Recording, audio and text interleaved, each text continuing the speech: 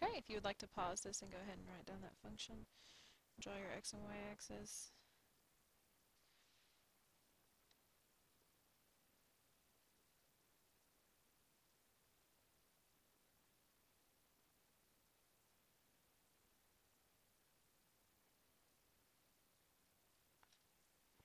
It's not the same scale at all, but whatever.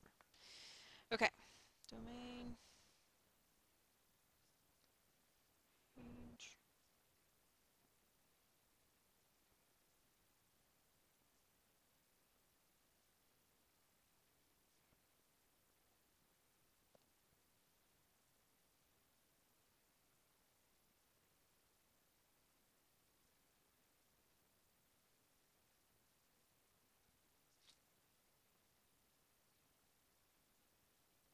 All right, so the first thing we need to do is factor. This looks like a factor by grouping situation. So um, x cubed minus 3x squared minus x plus 3. We're going to throw in a plus sign in between these.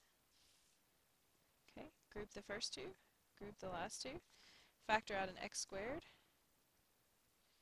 and I'm left with x minus 3. Factor out a negative 1, and I'm left with x minus 3. Factor out the x minus 3. And then I'll be left with x squared minus 1, but that's a difference perfect square, so x plus 1, and then x minus 1.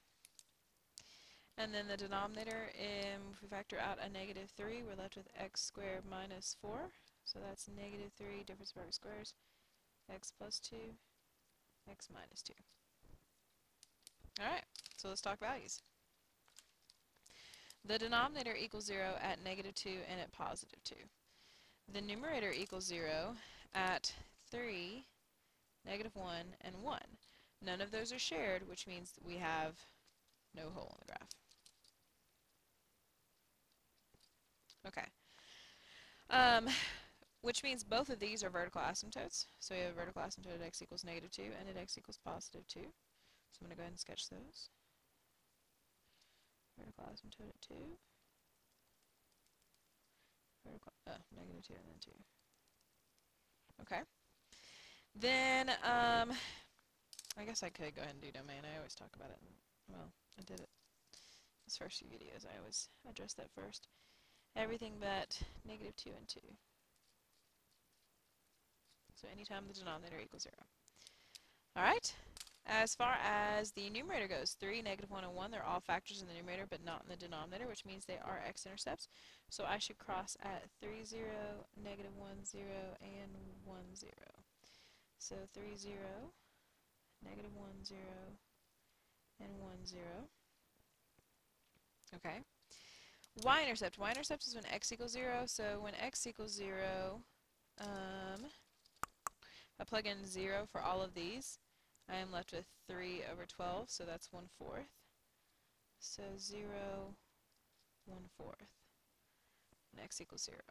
So that means I cross the y-axis right there. And then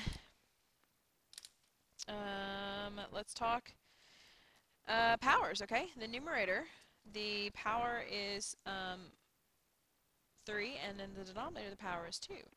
That means the numerator is higher, has a higher power by 1 degree. Which means if you think about like just the most powerful terms, x cubed over negative 3x squared, that basically simplifies to x over negative 3, or negative 1/3 x. So that leads me to believe that I have a slant or oblique asymptote with a slope of negative 1/3. Okay. However, given what I told you the other day, you actually, if you want to know what the actual oblique asymptote is, then you're going to need to do long division. So we're going to go ahead and say, okay, if we divide this into x cubed minus 3, you can't see, minus 3x squared minus x plus 3. Then we think, what did we got to multiply negative 3x squared by to get x cubed? And that is a negative 1/3 x. So negative 1/3 times negative 3 is a positive 1. Oh, I need a positive. Don't I? Oh, no, I need it. Jennifer. I was thinking about the negative x. I need x cubed. I'm just lining it up with that x. Okay, so negative 3x, or negative 3 times what gives me positive 1? A negative 1/3. X squared times what gives me x cubed? X. So negative 1/3 times negative 3 is a positive 1. X times x squared is x cubed. Then I go ahead and bring that through. Negative 1/3 x times 12 is a negative 4x. And then we need to change sign. So subtract and add.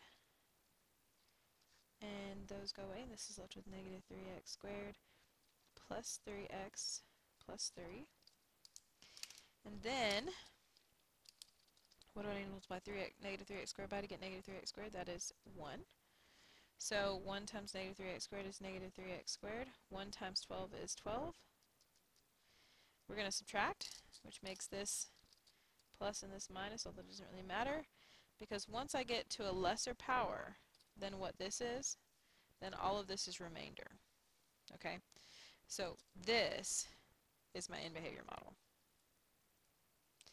My end behavior model is y equals negative 1/3 x plus 1, which basically means the linear function with a y-intercept of 1 and a slope of down 1 over 3. So if I were to plot that, right, then I would go, I would start from here. This is not a point on the graph, it's just a point on the asymptote.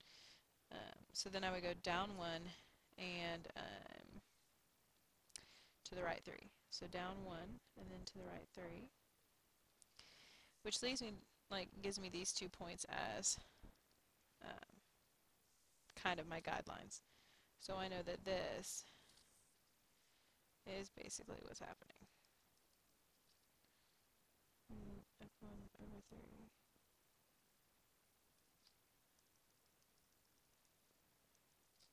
Okay, so that makes it a little bit more confusing. But that is my guideline for what I have for my end behavior. Okay, so let's sketch what's going on. I have a function, so forget all that stuff over there. I need to know, is it up here or is it down here? Well, I can't cross the x-axis, so that narrows, it knocks this out of the running, which leads me to believe that it has to be doing this situation. So coming down, coming, and then going up. Okay? Now, the power, the multiplicity of this vertical asymptote, both vertical asymptotes, is 1, which means if this is up here, then this has to be down here, right? I have to cross through here. I have to come through here. I don't know if it is weird and crazy and does anything else, but I do know it has to go through these, and it has to cross through here again, right? Or cross through here, not again, but it has to cross through this one as well, which leads me to believe that it has to come down. Yeah? Now this is what could throw people off. They're like, wait a minute, this is on the slant asymptote. And that's okay. Sometimes it's a little bit wonky, and I wouldn't necessarily expect you to know from above or from below. But I do expect you to know that the vertical asymptote on this one has a multiplicity of 1, which means it's odd. So if this is down here, then this is up here.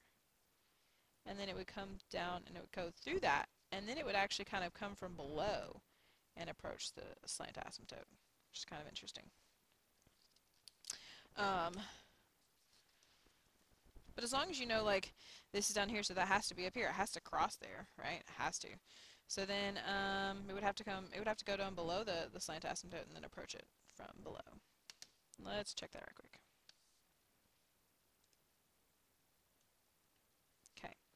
So x cubed minus 3x squared minus x plus 3 over negative 3x squared plus 12.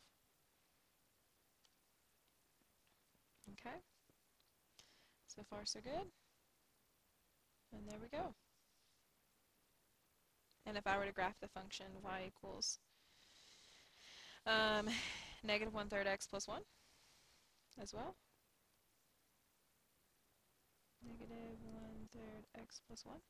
I don't have to worry about parentheses around this negative 1/3 because this 3 and this x are not tied together unless I had put parentheses around the 3x. So this will multiply the negative 1/3 times x, not the 3. But anyway, just thought you'd be interested to know that.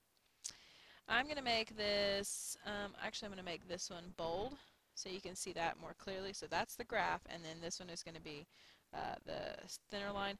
I'm actually going to go, and I'm going to get closer. I'm only going to go from -5 to 5. And on the y, I think I'm only going to go from -4 to 4. So we should get a better example of what's happening in the center. Okay. Okay, there you go. So you can kind of see that it follows through there. I'm going to go ahead and go back to this so we can see it for a second. So we got basically what we have, and then you have this oblique asymptote, and as you can see, it added to it above. So if I actually go in here and I look from like 2 to 5, and I'm going to go from like -3 to 1 on the y, so we can really zoom in on what's happening there. And I'm going to make that no longer be so thick. What I'm going to do is I'm going to make this dotted. Actually, I think what I'm going to do is I'm going to do that one, because that's going to draw a dot as it goes along, or have a dot where it's going. So there's the original graph. We're looking at this piece right here. And then here comes there you go. So that is my oblique asymptote. And do you see how it crosses the graph and now it's above it? And there you go. Okay. Alright, so that's the beginnings of graphing rational functions, and in order to be able to do that well and efficiently without a calculator, you do have to understand your function behavior. Okay? Alright, we will pick that up again later on in the week. Maybe tomorrow.